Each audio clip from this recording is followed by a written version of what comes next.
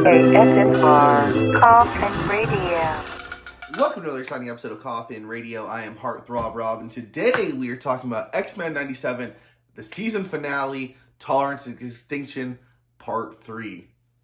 How incredible has this whole season been, man? I mean, just X-Men 97 alone has exceeded all my expectations, everything I've ever wanted, as I've been craving it for 30 years, as I was already watching X-Men 92 back in the day when it first came on. So I'm just blown away. Even the finale, they were able to pull off so many things. So let's hop right back into it. We pick up where we left off for, all our cards are out on the table now. With Bastion is now done Operation Zero Tolerance, and he's beating the crap out of Cable, Ford, Jean, Beast, Storm, that side of the X-Men. Magneto has now stopped all electricity on Earth, and he has pulled the adamantium from Wolverine. So as we pick up from there, Professor X actually has to go into Magneto's mind because he wants to reverse what Magneto has done on Earth, because they got everybody on Earth freaked out with no electricity, right? And Bastion's kicking ass, dude. He's got the Prime Sentinels that are just beating the crap out of everybody, and that's where we get cameos galore.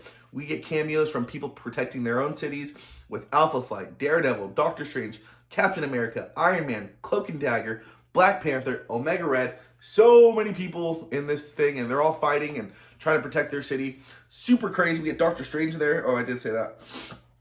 Just tons of stuff, man. Just these Sentinels are just kicking ass. And it looks like it's completely over for the X-Men. Bastion has them on the ropes until the Phoenix arrives.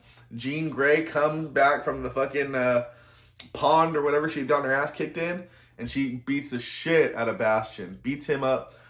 Burns Sinister out, and Sinister runs off to fight another day.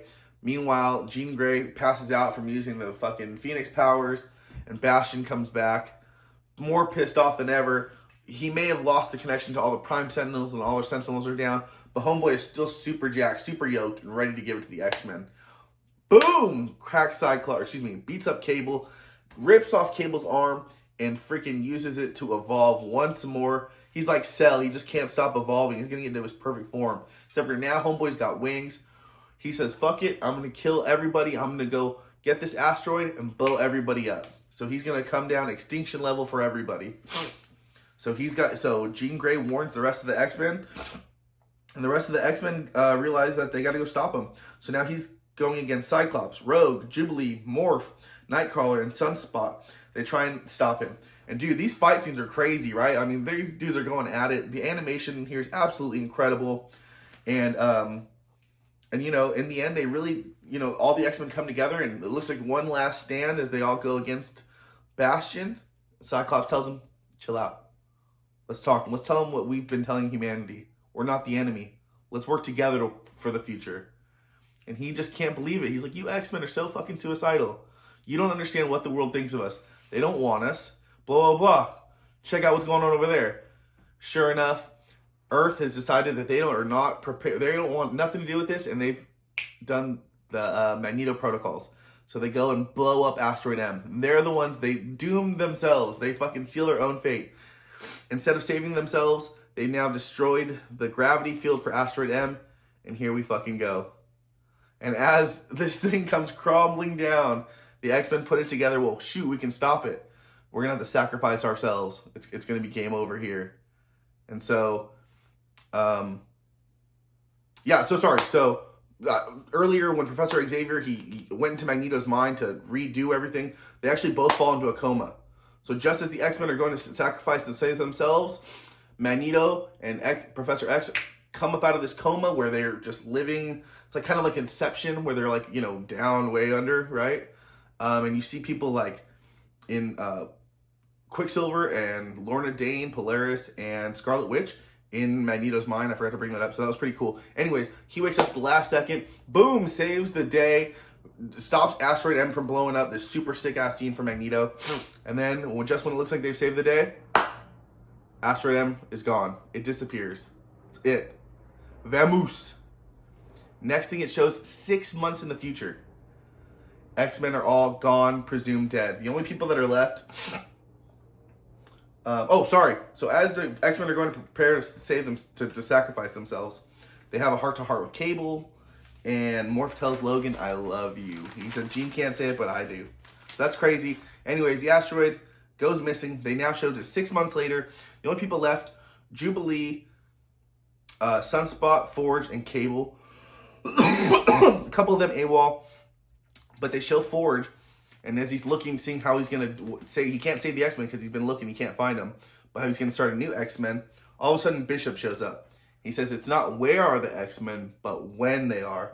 Boom! Next thing you know, they show ancient Egypt where Rogue, Nightcrawler, Beast, Professor X, and Magneto save a mutant from getting his ass beat by some guards. They ask him who he is, takes off his mask, and he says he's En Sabah Nur. Fucking apocalypse in ancient BC Egypt.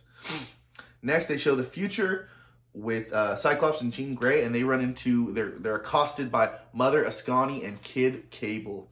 Dude, super crazy. That's how it ends, just like with Beast saying, oh dear. And just when I thought my mind was blown and I couldn't be any more fucking deal with anything else, it shows this post-credit scene, and it shows Genosha, and it shows someone saying that there has been so much destruction here. So much, and he picks up Gambit's card. He says, so much death. And it's Apocalypse. You already know what's going to happen next season. They're going to turn Gambit into his Horseman of Death. So many places they could go next season, dude. I couldn't believe it. This was such an amazing finale. I mean, you got the Egypt thing going on. You have future with Mother Ascani and Kid Cable. We know what happened when Professor Xavier and Magneto went into a coma like that. We got Onslaught coming. And we got Apocalypse, the Gambit thing. There are so many places that they could head to. I mean, it was just incredible. I've been blown away. I've been having talks with people. This has easily got to be the best presentation of X-Men ever. I'm not saying this is better than, you know, Hugh Jackman's Wolverine acting, right? I'm saying that this is better than X-Men 1, 2, 3, Last Stand, whatever you want.